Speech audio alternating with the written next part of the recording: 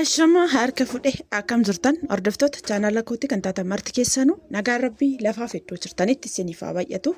Akkam turtan akkabsaa kana keessan aan obboleettiin keessan nagaa guuturraafaa qaba. Nageenya na bukkee ture isin birallee haa jiraatu isiniin jechaati. Namoonni chaanala kana faaraa taatan subscribe like gochuudhaan maamila keenyatti dabalama. Kan maatii koo turtan immoo hanga yoona yaadawwan garaagaraatiin na deeggaraa turtan galatooma galata guddaa na biraa qabdan isiniin jechuu jaaladha. Obboleewwan kiyya baay'ee isin jalaa badee jira dhiifama naa godhaan isiniin jechuu jaaladha. Viidiyoo darbe irrattis akkuma isiniif dubbadhee baadiyyaa yookaas immoo biyya deemee tanaan maatii bira isiniin jedhee ture.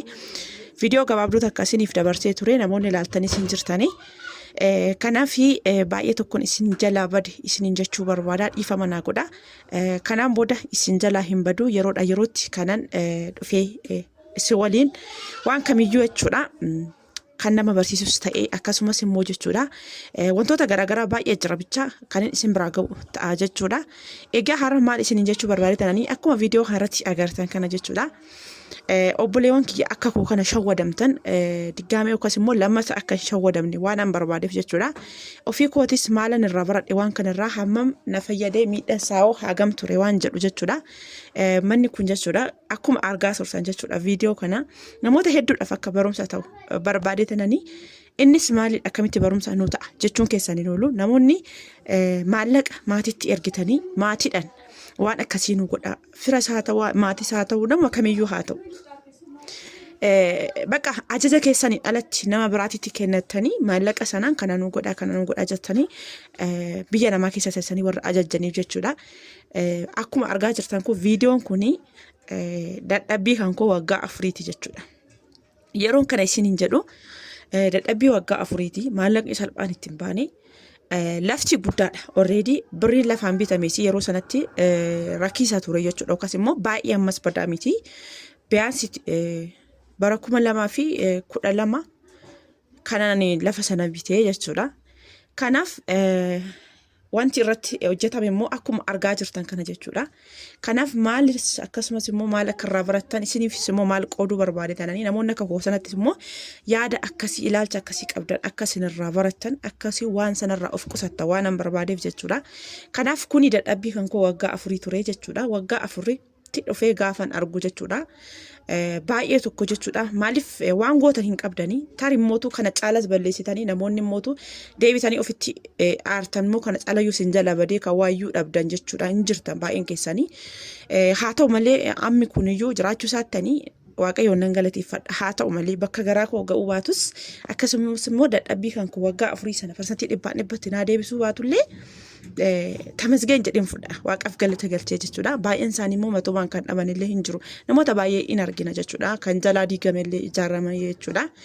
Kanaaf angaafan dhufee argu maaliin godhe isiniin jechuu barbaadetananii ergee sana maaliif beektu maallaqni jechuudha yeroo warri mana hojjisiistan achi teessanii maatiitti ergitanii kanan hojjedha sanan hojjedhatanii warri itti ergitan jechuudha. Kanaaf gaafan dhufee argu maallaqa koo erga sanaa deebi'ee namarratti sin ergine maatirratti sin ergine manni sun achumatti dhaabbatee hafee jechuudha. Kana yeroon isin jedhu dheengaddas viidiyoo darbee irratti isiniif dubbadhee ture. Namoonni naannawaa biyya keessanii yookaan magaalaa biyya keessanitti maatii keessatti dhiyaatu irratti mana ijaartanii sa'aatii kanatti dhaxxanii garaa keessanitti keessa jiraachuun waa barbaadan hojii keessatti banuun baay'ee ulfaataadha isiniin jedhee ture. Kanaaf ammana kana keessa jiraachuudhaafis baay'ee ulfaataadha. Haalli jireenya keenya amma biyya itti jirtu baay'ee ulfaata waan ta'eef keessa jiraachuus hin danda'u. Haa ta'u malee mootuyyuu biyaansi osoo xumuramaa ta'e wanti hundi isaa itti xumurameera ta'e namni keessa jiraate baay'ee gadi bu'as yoo ta'u bakka gadi bu'aallee yoo ta'e kireessuu dandeessan isiniin jechuu barbaadananii. Kanaaf maaliif hanga yoonaa hin xumurree akkasumas maaliif wanti hundi isaayyuu hin sirranne naan jechuu dandeessanii sana deebii quubsaa kan isiniif kennu ta'a jechuudha. Tarii viidiyoo nama yoo nagee ammumayyuu irraa isiniif dubbachuu danda'a. Akkasumas immoo hin geenye taanaan viidiyoo itti aanutti kanan irraa isiniif dubbadhu ta'a jechuudha. Kanaaf iyyuu maaliif akkas godhe isiniin jechuu barbaadetananii ani jechuudha. Ijoollee baay'een achi teenye jechuudha.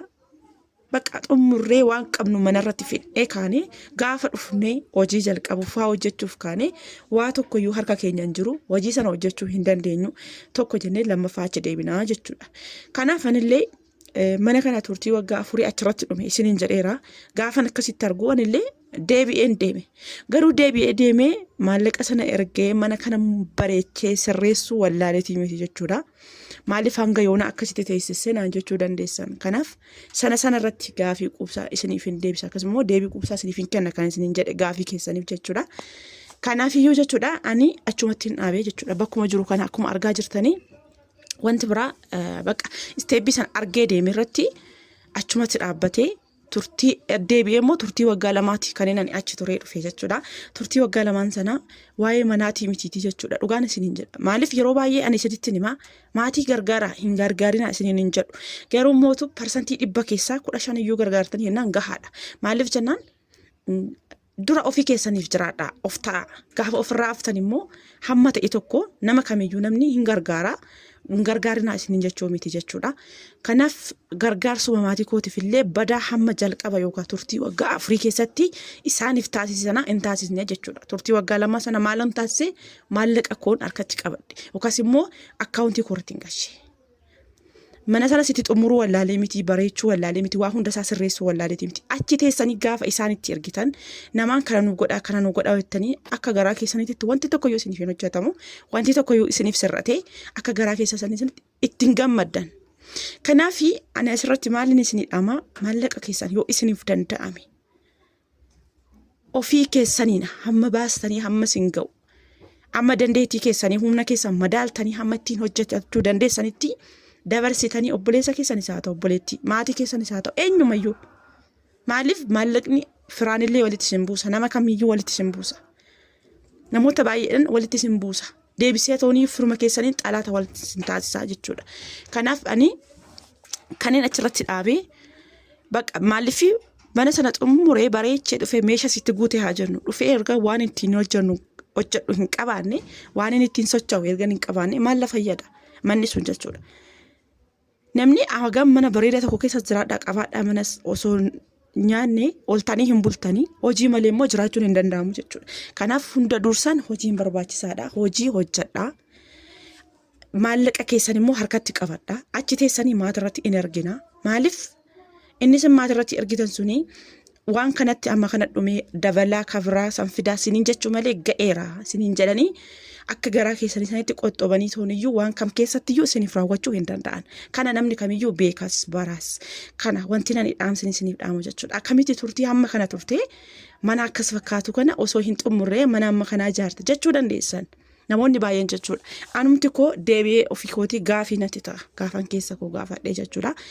Haa ta'u malee mootu ani itti xumuruu wallaalee miti akkuma jalqaba isiniin jedhee maallaqa keessan fidattanii dhuftanii hojii ittiin jalqabuutu irra ariifidhallee isiniif illee mijataadha. Hojjetachaatii hojii qabaattanii hojjechaatii bu'aa sanarraa argattaniin waan tokko sirreeffachuu dandeessan. Maaliif umurii keessan achi teessanii hamma fixxan umurii keessan biyya namaatitti hamma fixxan maallaqa yoo farkaa qabaattan maallaqa sanaan immoo hojjechaa socho'aatii kan isin jala hir'ate sana guuttachuu dandeessanii jechuudha. Kana garoon isiniin jedhu namoonni akka koo kanaafaa itti seentanii lammaffaa jechuudha achi deebitan agartanii jechuudha waan kam keessattiyyuu hubattanii kaatanii namni lammaffaa achi deebitan dhugaan isiniin jedha baradhaa. Maaliif yeroo lama hin nyaatamina sadii afurra deebitanii hin nyaatamina.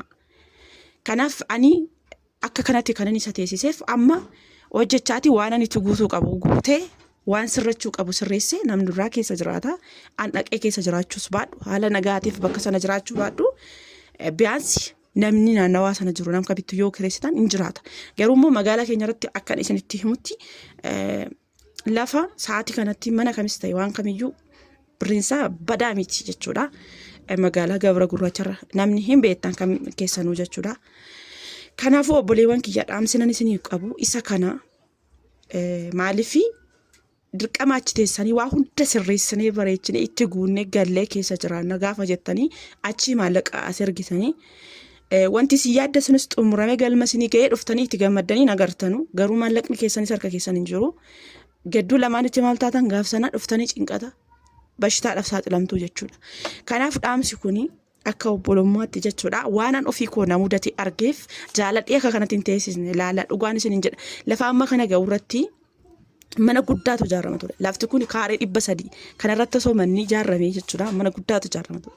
Haa ta'u malee mootu hin beektan namni kamiyyuu eessa akkan hojjedhee birrii waggaa 4 yoo maal hojjechuu akka danda'u hin beektan jechuudha. Kanaaf kana isinitti himu kuni dirqama gadi fageenyanii isin hubachiisuun irra hin barbaachisu jechuudha. Hin beektan namni kamiyyuu warra achi teessanii hojjetaa jirtan isiniin jechuu barbaadetanii. Kanaaf obboleewwan kiyyaa wantoota akkasiitirraa of eeggannoo godhaa. Hamma isiniif danda'ametti akkaawuntii keessanii alatti eenyumayyuu hin amanina. Maaliif jennaan an akkaawuntii keessa irra taa'ee isiniif hojjeta isiniif dabalaa deema malee waa tokkoyyuu birriin keessan hir'ataa hin deemu jechuudha. Sa'aatii kanatti jechuudha. Kanaaf mudannoo na mudate kana fakkaata. Ani manni kun walumaa galatti amma erga jalqabamee maal ta'aa jira waggaa 6 jechuudha. Waggaa 6 kana keessatti osoo manni sun jalqaba seeraan ijaarramee sirrateeti ta'ee yoo kana namni yoo keessa jiraate maallaqa haganaa miti kan fidu jechuudha. Garuu mootu sanas gochuu wallaaleeti miti walumaa galatti hammina nachi taa'ee irratti raawwadhu kisaaraa qofa waan ta'eef dhiisee dhufee kun amma ofii kootii waa amma hin danda'e hojjedhee sirreessee namnis keessa jiraate waan kamiyyuu ofii kootii amma dandeettii kootii akka humna kootti jechuudha. Laalee waan nama daalu ofii koo yoon hojjedhe irra filatamaadha isiniin jechuu barbaadeetanii. Kanaafiyyuu namoonni mudannoo akkasii qabdan irraa baradhaa. Lammataa deebitanii hin nyaatamina. Umurii keessanillee biyya namaatitti hin fixna. Gola namaatitti umurii keenya maaliif hin beekna. Waggaa 6 jechuun salphaa miti 10 jechuun akkasuma kan kana caalammoo gara waggaa 20 ta'an baay'een isaanii jiru jechuudha. Isaan sun maalidha? Ijoolleen walumaa galatti biyya hambaa kana deemnu kaayyoon keenya ni jalqabaa mana ijaaruudha achi kaanee bakka sana booda kan nuti hojiin biraallee hojjechuuf yaallu jechuudha. Garuu suni soba. Dhugaan isiniin jedha akka sanatti shawwadamtan. Mana ijaarinaa isiniin jedhu lafa bitinaa isiniin jedhu garuu achi teessanii maatitti ergitanii kana naa godha kana naa guutaa jettan akka garaa keessaniitti tasumayyuu isiniif hin ta'u. Tasuma jechuudha. Kana dhaamsiniin isiniif qabu. Anga viidiyoo biraa walitti deebinutti nagaan naaf turaan isiniin jedha. Turtii gaarii baay'een isin jaalladha baay'een isin kabaja. Like share gochuudhaan yaada keessan immoo namoonni yaada bal'aa qabdan koomentii jala naaf ka'a. Yaada keessan irraa ka'ee bakka itti deebii isiniif deebisuu qabutti kan inni isiniif deebisu ta'a. Isiniin jechuu barbaada. Nagaan naaf turaa turtii gaarii.